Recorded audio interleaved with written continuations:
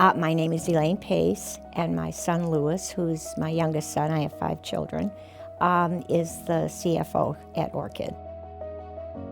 For 20 years, I was a caregiver for my husband. He had had a stroke, and I had to quit my job. I was a teacher and very active, at one point where I taught preschool. I had to be up and down with the children, playing games, but always very active with my children and then my grandchildren.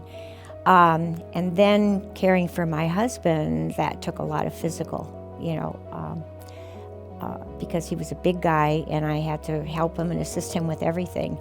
It took a lot, of physical, and all of a sudden I just had difficulty doing this. I thought, oh my God, how am I going to do this? I'm also a craft person and a sewer. I make drapery, I make clothes, I make quilts.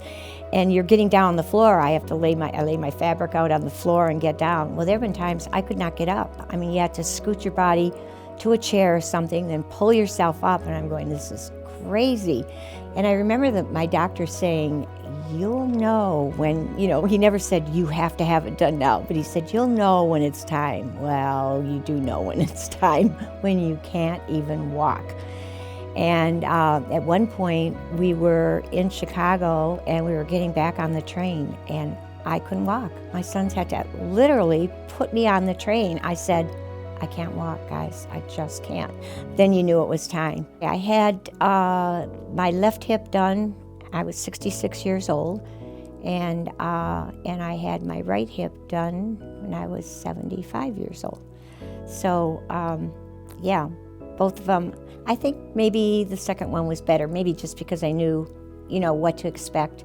It makes you feel young again, because you start to feel old when you can't, when you can't move those joints. It gives you your life back.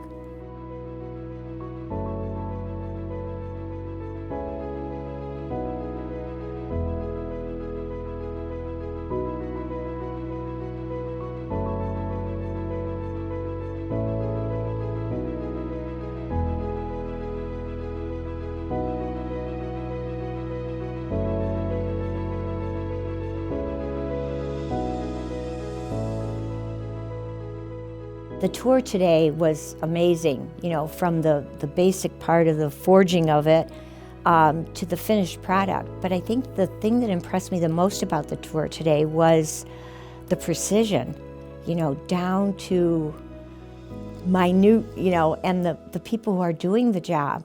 They're changing millions of lives, and I'm not sure if they realize that. And I want to thank them.